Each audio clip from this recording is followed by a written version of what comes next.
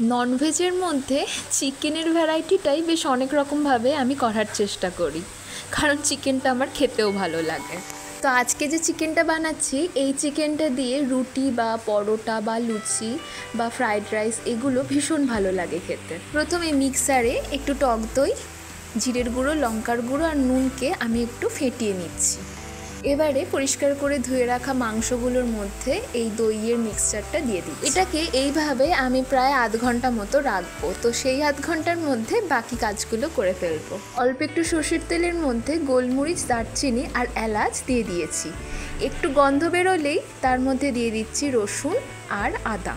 তেলের মধ্যে মশলাগুলোর সাথে রসুন আদাটাকে একটু নাড়ার পরেই দিয়ে দেবো এর মধ্যে টমেটোটা একটু বেশি করে দিলে ভালো লাগে খেতে। তো 500 গ্রাম মাংস ছিল, আমি বড় বড় 2টো টমেটো দিয়েছি, মানে ওই ধরো মিডিয়াম সাইজের 3টে টমেটো। অল্প একটু নুন, জিরের গুঁড়ো, লঙ্কার গুঁড়ো আর হলুদ দিয়ে ভালো করে লো ফ্লেমে নেড়ে রাখবো। এইভাবে খানিকক্ষণ রেখে দেওয়ার পর যখন টমেটোগুলো একটু নরম হয়ে যাবে আর রসুনগুলো এইভাবে খুন্তির ডগা দিয়ে কেটে ফেলা যাবে, তখন জানতে হবে যে হয়ে গেছে। গ্যাস অফ করে একটু ঠান্ডা করে নেবো। তারপরেই মিক্সারের মধ্যে দিয়ে ভালো করে সব শুদ্ধ পেশাই করে নেব। এটা যত সুন্দরভাবে পেস্ট হবে তত ভালো লাগবে খেতে।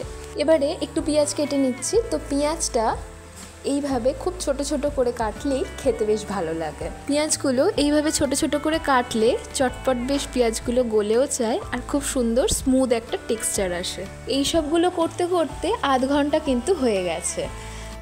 তো সেই জন্যেই বললাম একদম প্রথমে চিকেনটা ম্যারিনেট করেই বাকি কাজগুলো শুরু করতে। তো এবারে তেল গরম হতে দিয়েছি কড়াইতে। তেলের মধ্যে কিন্তু ডাইরেক্টই পেঁয়াজগুলো দিচ্ছি, কোনো রকম কিন্তু মশলা বা কোনো রকম ফোড়ন আমি দিচ্ছি না।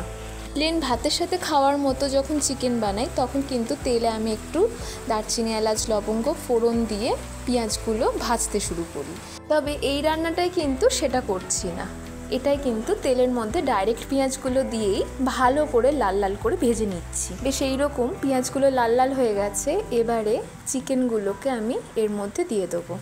তবে চিকেনগুলো কিন্তু আমি দই থেকে একটু তুলে নিয়েই দেবো, দইটা কিন্তু এখন দেব না। এইভাবে দই ছাড়া চিকেনগুলোকে দিয়ে প্রথমে ভালো করে চিকেনটাকে একটু তেল আর পেঁয়াজের মধ্যে নেড়ে নেবো। সব শুদ্ধ চিকেন দই একসঙ্গে ঢেলে দিয়ে দেখেছি, তাতে কিন্তু সেইভাবে খেতে ভালো লাগে না। এইভাবে রান্নাটা করলে খেতে বেশি ভালো লাগে, সেই জন্যেই আমি এইভাবে রান্নাটা বানাই।